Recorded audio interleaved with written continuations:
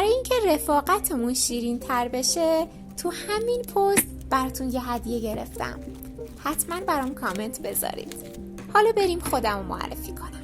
من یه کلاپر دو طرفم. یه طرفم چوبه، یه طرفم فلز.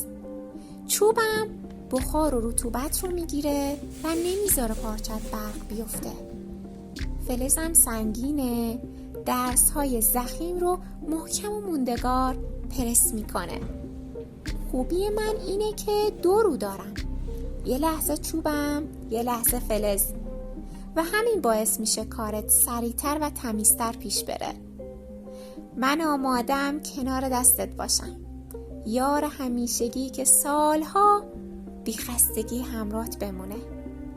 من کلاپرم. کلاپر چوبی فلزی انگشتونه.